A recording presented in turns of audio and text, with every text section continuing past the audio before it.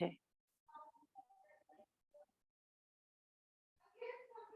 بسم اللہ الرحمن الرحیم، الحمدللہ وکفا وسلام علی عبادہ الذین اصطفی۔ تو ہمارا سبق یہ شروع ہو رہا ہے یہاں سے۔ میں تھوڑی سی عبارت پڑھ لیتا ہوں پہلے، اس کا ترجمہ کر کے پھر اس کی جو وضاحت ہے وہ انشاءاللہ کرتے ہیں۔ وَإِن وَجَدُوا فِي الْبِئْرِ فَارَةً أَوْ غَيْرَهَا وَلَا يُدْرَى مَتَى وَقَعَتْ وَلَمْ تَنْتَفِخْ وَلَمْ تَتَفَسَّخْ أَعَادُوا صَلَاةَ يَوْمٍ وَلَيْلَةٍ إِذَا كَانُوا تَوَضَّؤُوا مِنْهَا۔ یہاں تک یہ ہو گیا متن کا ایک حصہ۔ اس کا ترجمہ کر کے تو اس کی وضاحت کر کے پھر آگے چلتے ہیں۔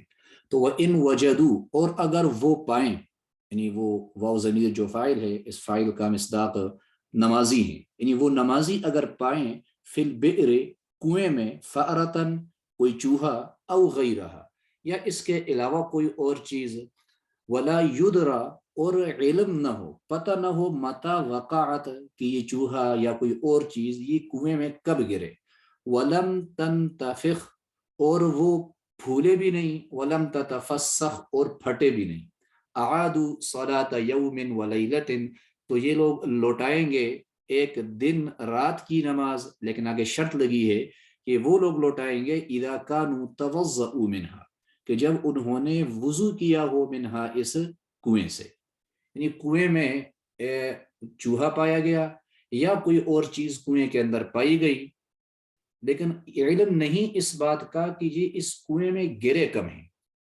لیکن یہ ہے کہ وہ جو چیز گری ہوئی ہے وہ پھولی بھی نہیں ہے، پھٹی بھی نہیں، ہاں مری پڑی ہے اس کے اندر، لیکن پھولی پٹی نہیں ہے، پھٹی بھی نہیں ہے، یا مری بھی نہیں ہے لیکن اس کے اندر گر گئی ہے، پھر بھی مسئلے کی نوعیت یہی بنتی ہے۔ تو پھر آگے لکھا ہے کہ اعادوا صلاۃ یوم ولیلۃ، شرط آگے لگی ہے اذا کانوا توضؤوا منها، کہ اس ایک دن رات میں جس وقت یہ چیز پائی گئی کنویں میں، اس وقت سے پچھلے 24 گھنٹوں تک جس شخص نے اس کنویں کے پانی سے وضو کیا ہو اور پھر اس سے نماز پڑھی ہو، تو یہ اپنی نماز کو دوبارہ پڑھیں گے۔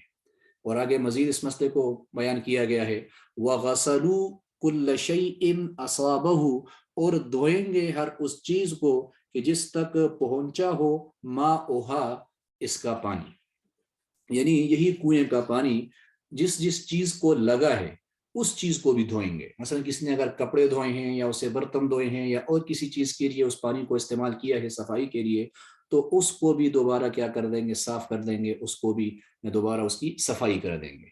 یہ مسئلہ اس صورت میں ہو گیا کہ وہ جو چیز پائی گئی کنویں کے اندر وہ پھولی بھی نہیں ہے اور پھٹی بھی نہیں ہے۔ اسی مسئلے کی دوسری صورت یہ بنتی ہے وَإِن كَانَتْ قَدْ انْتَفَخَتْ أَوْ تَفَسَّخَتْ، اگر وہ چیز، یعنی وہ چوہا ہے یا کوئی اور چیز ہے، وہ پھول چکی ہے یا پھٹ چکی ہے اس کے اندر، تو اس صورت میں پھر مسئلہ یہ ہوگا اعادوا صلاۃ ثلاثۃ ایام ولیالیہ، کہ پھر وہ 3 دن راتوں کی نمازوں کو لوٹائیں گے۔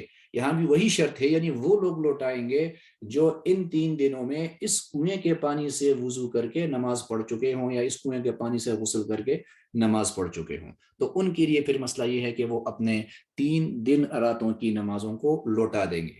اور یہ ساری تفصیل جو ہم نے پڑھ لی، کہا وَهَذَا عِنْدَ أَبِي حَنِيفَةَ رَحِمَهُ اللَّهُ تَعَالَى، یہ ساری تفصیل امام ابو حنیفہ رحمہ اللہ کے نزدیک ہے۔ اور وقالا، اور صاحبین فرماتے ہیں، یعنی امام ابو حنیفہ رحمہ اللہ کے جو شاگرد ہیں امام ابو یوسف اور امام محمد رحمہم اللہ، وہ دونوں حضرات فرماتے ہیں لیس علیہم اعادۃ شیء، یعنی ان لوگوں پر، ان نمازیوں پر کسی بھی چیز کا لوٹانا لازم نہیں، حتی یتحققوا، جب تک کہ یہ بات ثابت نہ ہو جائے، یہ بات واضح نہ ہو جائے، متی وقعت، کہ وہ چیز کب گری ہے کنویں کے اندر۔ تو یہاں تک یہ متن ہے بدایت المبتدی۔ تو آگے پھر مصنف خود، چونکہ شارح خود مصنف ہی ہیں، تو آگے وہ اس پر دلائل پیش کرتے ہیں، اور آگے مزید پھر امام صاحب کے دلائل کیا ہیں، صاحبین کے کیا دلائل ہیں، اور پھر مصنف رحمہ اللہ ترجیح کس کو دیتے ہیں، تو نچلی جو تشریح کی گئی ہے اس کے اندر اس بات کو واضح کیا گیا ہے۔ تو مسئلے کی صورت غالباً انشاءاللہ بالکل واضح ہوئی ہوگی، یعنی کنویں کے اندر کوئی مردہ کوئی چیز پائی گئی تو 2 صورتیں ہیں، یا تو وہ پھولی اور پھٹی ہوگی، دوسری صورت وہ پھولی اور پھٹی نہیں ہے.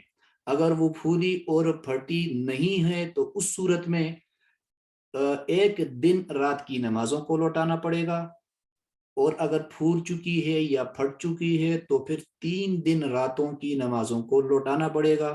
وہ دونوں صورتوں میں شرط ساتھ لگی ہے کہ وہ نمازی نماز لوٹائیں گے جو ان ایام میں اس کنویں کے پانی سے وضو کر چکے ہیں. وہ درمیان میں ایک مسئلہ اور بھی بتا دیا کہ وضو کے علاوہ اگر کوئی چیز اس پانی سے دھوئی گئی ہے تو اس چیز کو بھی دوبارہ دھوئیں گے, دوبارہ صاف کریں گے. یہ ساری تفصیل بیان کی امام صاحب نے. وہ صاحبین فرماتے ہیں رحمہم اللہ کہ نہیں, جب تک یہ پتہ نہیں چلا کہ یہ جو چیز گری ہے کنویں کے اندر یہ کب گری ہے, تب تک ہم یہ حکم نہیں لگا سکتے کہ وہ نماز لوٹائیں, 1 دن رات یا 3 دن راتوں کی نماز لوٹائیں اپنی, یہ حکم ہم نہیں لگائیں گے. اب آگے پہلے یہ شارح نے یعنی صاحب ہدایہ نے دلیل پیش کی ہے صاحبین کے مسلک پر. یہ صاحبین نے کہا ان پر اعادہ نہیں ہے. اعادہ کیوں نہیں ہے؟ تو صاحبین نے اس کی دلیل یہ پیش کی لأن الیقین لا یزول بالشک, کہ اس پر دلیل یہ ہے کہ یہ نماز اس لیے نہیں لوٹائیں گے کہ یقین وہ شک کے ساتھ ختم نہیں ہوتا. جس بات کا شک ہو اور ایک بات کا یقین ہو تو وہ شک اس یقین کو ختم نہیں کرتا. اب صاحبین کہتے ہیں کہ جب تک اس چیز کے پانی میں گرنے کا صحیح وقت معلوم نہ ہوگا تو اس وقت تک کسی بھی چیز کا اعادہ نہیں. یہ اس لیے کہ جانور کے چوہا ہے یا جو بھی جانور ہے اس کے گرنے سے پہلے کنویں کا پانی بالیقین پاک تھا, لیکن جب اس میں مردہ جانور پایا گیا تو گزشتہ اوقات میں اس کنویں کے پاک ہونے میں شک واقع ہو گیا. یعنی اس چیز کے گرنے سے پہلے پانی پاک تھا, یہ بات یقینی ہے. اب جب یہ چیز پائی گئی, اب تو یہ پائی گئی لیکن یہ اس سے پچھلا جو وقت اب قریب قریب کا ہے اس کے بارے میں شک پڑ گیا. یہ احتمال پیدا ہو گیا کہ یہ شاید کنویں کا پانی کیا تھا, ناپاک تھا. تو پھر جب تک گرنے کا صحیح وقت معلوم نہیں ہوگا تو اس وقت تک یہ جو شک ہے صرف کہ بھی شاید 1 دن سے گرا ہے, شاید 3 دن سے گرا ہے, تو یہ شک اس یقین کیا تھا, اس کے گرنے سے پہلے پاک ہونے کا یقین تھا, تو یہ شک اس یقین کو زائل نہیں کرتا. اور یہ مسلمہ قاعدہ ہے کہ شک سے یقین زائل نہیں ہوتا. جب شک سے یقین زائل نہیں ہوتا تو اس لیے یہ پانی جو ہے مطلب یہ جنہوں نے نماز پڑھی ہے 1 دن رات یا 3 دن راتیں, وہ تب تک ان پر اعادہ لازم نہیں جب تک پکے طور پر صحیح طور پر واضح طور پر یہ بات معلوم نہ ہو جائے کہ یہ چیز پانی میں کب گری تھی. اب صاحبین نے اسی پر ایک اور مثال پیش کی ہے, یعنی اس کو گویا ایک نظیر پیش کی اس پر کہ یہ مسئلہ بالکل ایسے ہو گیا وصار کمن رآ فی ثوبہ نجاستہ, کہ یہ مسئلہ بالکل ایسے ہو گیا کہ ایک آدمی نے اپنے کپڑے پر گندگی دیکھی, اس کے کپڑے پر کوئی گندگی لگی ہے, ولا یدری, لیکن اس کو یہ پتہ نہیں متی اصابت ہو کہ وہ گندگی کپڑے پر لگی کب ہے. ایک آدمی نے کیا دیکھا کہ اس کے کپڑے پر کوئی کنارے پر کوئی خون لگا ہے. اب اس نے دیکھا لیکن اس کو یہ پتہ نہیں ہے کہ یہ گندگی کب لگی ہے. تو اب اس کے اندر بھی کیا ہے, تو اس کے اندر یہی مسئلہ بیان کیا جاتا ہے, اس کا حکم یہی بیان کیا جاتا ہے کہ اس پر کسی بھی نماز کا لوٹانا لازم نہیں ہے. بس یہی سمجھیں گے جیسے جس وقت اس نے دیکھی ہے ابھی تھوڑی دیر پہلے لگی ہوگی, نہیں وہ اس سے پیچھے جو نمازیں وہ پڑھ چکا ہے ان کو لوٹانے کی, ان کو دہرانے کی ضرورت نہیں. جس طرح یہاں پر کپڑے پر گندگی لگی ہوئی دیکھی گئی تو اس سے پچھلی نمازوں کا لوٹانا لازم نہیں آتا. تو ایسے ہی وہ کہتے ہیں کنویں کے اندر کوئی چیز مردہ پائی گئی یا پھولی ہوئی پائی گئی یا پھٹی ہوئی پائی گئی تو اس سے پچھلی نمازوں کا دہرانا لازم نہیں آئے گا. یہ دلیل پیش کی صاحب ہدایہ نے صاحبین کے مسلک پر. آگے ولی ابی حنیفہ, امام ابو حنیفہ رحمہ اللہ کی دلیل, یعنی امام صاحب نے جو تفصیل بیان کر دی ساری, اس کی کیا دلیل ہے؟ تو امام صاحب فرماتے ہیں ان للموت سببا ظاہرا, کہ موت کا ایک ظاہری سبب ہے. یہاں وہ چیز جو کنویں میں مردہ پائی گئی, پھولی ہوئی پائی گئی, پھٹی ہوئی پائی گئی, تو یہ اس کے موت کا ایک ظاہری سبب ہے. وہ آگے مطلب الوقوع فی الماء, وہ اس کا پانی میں گرنا ہے. فیحال بہ علیہ, تو لہٰذا اس کو اسی پر محمول کیا جائے گا, یعنی اس کے مرنے کو اسی پر ہم محمول کریں گے یا اس کے حکم کو اسی پر ہم متفرع کریں گے. الا, پھر آگے امام صاحب نے جو فرق کر دیا کہ اگر پھولی اور پھٹی ہوئی نہ ہو وہ چیز تو ایک دن رات، پھولی اور پھٹی ہوئی ہو تو 3 دن راتیں. تو یہ فرق امام صاحب نے پھر کس بنیاد پر کیا؟ تو آگے اس کی وضاحت فَيُحَارُ عَلَيْهِ إِلَّا أَنَّ الْإِنْتِفَاخَ، لیکن یہ کہ یہ اس کا پھولنا والتفسخ اور پھٹنا، إِلَّا أَنَّ الْإِنْتِفَاخَ وَالتَّفَسُّخَ دلیل التقادم، یہ پھولنا اور پھٹنا یہ پرانے ہونے کی دلیل ہے، پہلے سے ہونے کی دلیل ہے. مطلب یہ پھول چکی ہے، پھٹ چکی ہے، تو مطلب یہ ہے کہ ابھی ایک دن رات سے تو نہیں ہے، یہ کچھ زیادہ وقت اس پر گزرا ہے. اب زیادہ کتنا وقت گزرا ہے تو اس کا ہم نے اندازہ مقرر کر دیا، فَيُقَدَّرُ بِالثَّلَاث، تو اس کا اندازہ کیا گیا 3 کے ساتھ. اور وعدم الانتفاخ، اس کا پھولا ہوا نہ ہونا، والتفسخ پھٹا ہوا نہ ہونا، دلیل و قرب العہد، اس کے گرنے کے قریب ہونے کے کو کیا کرتا ہے، بیان کرتا ہے. تو فقدرناہ بیوم ولیلۃ، اس کو ہم نے مقرر کیا، اس کا ہم نے اندازہ کر دیا ایک دن رات کے ساتھ. تو امام صاحب رحمہ اللہ کی دلیل کو ذرا سمجھے عام آسان الفاظ میں. امام صاحب کہتے ہیں کہ یہ جو چیز کنویں کے اندر گری ہوئی پڑی ہے، مری ہوئی پائی گئی، پھولی ہوئی پائی گئی، پھٹی ہوئی پائی گئی، اس کے مرنے کا ایک ظاہری سبب ہے، ایک مخفی سبب ہے. ظاہری سبب تو یہی ہے کہ یہ کنویں میں گری ہے تو کنویں میں گرنے کی وجہ سے مری ہوگی، اور مخفی سبب شاید کوئی اور وجہ ہو، کسی پرندے نے اس کو گرایا ہو، یا باہر کوئی چیز مری ہو، تیز ہوا چلی ہو، اس نے اس کو کیا کر دیا ہو، یہاں پر کنویں کی طرف اڑا کر اس میں گرایا ہو، یا کسی پاگل دیوانے نے اس کے اندر گرا دیا ہو، یا اور کوئی بھی وجہ ہو سکتی ہے. وہ مخفی اسباب ہیں. لیکن ظاہری سبب اس کا اس پانی کے اندر گرنے کی وجہ سے، پانی کے اندر ہونے کی وجہ سے مرنا ہے. اور یہ اصول آپ نے شاید پڑھا ہوگا، سنا ہوگا، کہ جب بھی کسی چیز کے 2 اسباب ہوں، ایک سبب ظاہر ہو، ایک سبب مخفی ہو، تو حکم سبب ظاہر پر لگتا ہے، حکم سبب مخفی پر نہیں لگتا. شاید یہ نواقض وضو آپ نے پیچھے پڑھے ہیں، یا واللہ ہم آگے آئیں گے، اس میں ایک مسئلہ ہوگا کہ نیند ناقض وضو ہے. اب نیند کیوں ناقض وضو ہے؟ حالانکہ نیند کی وجہ سے تو کوئی ایسا مسئلہ نہیں ہوتا، تو وہاں پر یہ بات بیان کی جاتی ہے کہ نیند ناقض وضو اس لیے ہے کہ جب انسان سو جاتا ہے تو اس کے اعضاء ڈھیلے پڑ جاتے ہیں. جب اعضاء ڈھیلے پڑ گئے تو یہ ہے کہ شاید ہوا خارج ہوئی ہوگی. تو اب اصل جو ناقض وضو ہے وہ تو ہوا کا خارج ہونا ہے، لیکن جب انسان سو گیا اس کو تو پھر اپنے بارے میں علم نہیں ہے، تو وہ اصل سبب مخفی ہو گیا، وہ ظاہری سبب اس کا یہ سونا ہے. تو اب سبب ظاہر پر ہی ہم حکم لگائیں گے کہ جو آدمی سو گیا اس کا وضو ٹوٹ جائے گا. تو ایسے ہی امام صاحب یہاں فرماتے ہیں کہ اس کا مخفی سبب کوئی بھی ہو سکتا ہے، لیکن ظاہری سبب یہی ہے کہ وہ اس کے اندر گر کر مرا ہے. اس کے اندر گر کر مرا ہے تو اس لیے ہم اس کے ناپاک ہونے کا حکم لگائیں گے. اور پھر جو ہم نے فرق کیا 1 اور 3 کا، تو فرق اس لیے کیا کہ جب وہ چیز پھولی ہوئی نہیں ہے، پھٹی ہوئی نہیں ہے، تو اس سے یہ بات واضح ہوتی ہے کہ اب یہ بھی قریب قریب ایک دن رات کے اندر اندر یہ واقعہ ہوا ہے. اور اگر وہ چیز پھول چکی ہے اور پھٹ چکی ہے تو یہ دلیل بنتی ہے اس بات کی کہ کافی وقت اس پر گزرا ہے. تو اس کافی وقت کا اندازہ ہم نے مقرر کر دیا 3 دن رات کے ساتھ. اور 3 دن رات کے ساتھ یا 1 دن رات کے ساتھ جو مقرر کیا گیا، آگے اس کی وضاحت ہے کہ یہ جو لأن ما دون ذلك ساعات، یعنی یہ 1 دن رات جو ہم نے مقرر کیا اس سے کم کیوں نہیں؟ تو اس سے کم جو ہوتے ہیں وہ ساعات ہوتے ہیں، وہ لمحات ہوتے ہیں، لا يمكن ضبطها، ان کا ضبط کرنا ممکن نہیں ہوتا. تو کم از کم جو ہم اس کا اندازہ کر سکتے ہیں وہ 1 دن رات ہے.